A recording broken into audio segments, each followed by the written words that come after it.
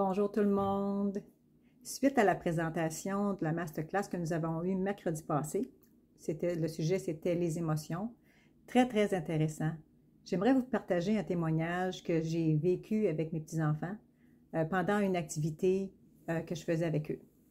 Donc vraiment, c'est pour vraiment démontrer que les huiles essentielles parlent vraiment à notre corps, à notre âme et peut nous aider à gérer nos émotions très facilement.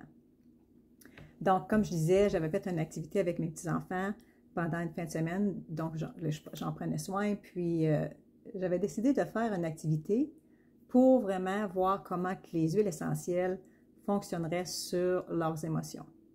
Donc, j'ai dessiné une silhouette vide d'un être humain, puis je leur ai demandé de me démontrer comment ils se sentaient, comment ils se sont sentis pendant leur journée. Donc, j'avais mis une série d'huiles essentielles sur la table et un par un, ils ont débouché toutes les bouteilles, ils les ont senties et je leur ai demandé de choisir seulement 2 huiles. Après qu'ils ont choisi leurs 2 huiles, je leur ai demandé de mettre 2 gouttes d'huile dans leur peinture. Puis pendant qu'ils peinturaient, ils faisaient leur schéma, puis ils faisaient leur petite affaire. Par la suite, j'ai regardé leur dessin. C'était vraiment bien de voir.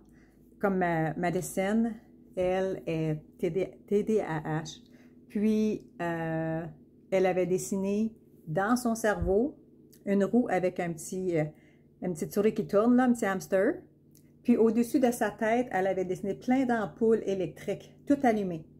Puis, pour elle, sa journée, c'était, elle ne pouvait pas arrêter de penser, c'était beaucoup. Elle était créative, elle avait beaucoup d'idées, puis elle ne savait pas comment tout gérer ça. Puis, elle avait choisi la passion et le patchouli.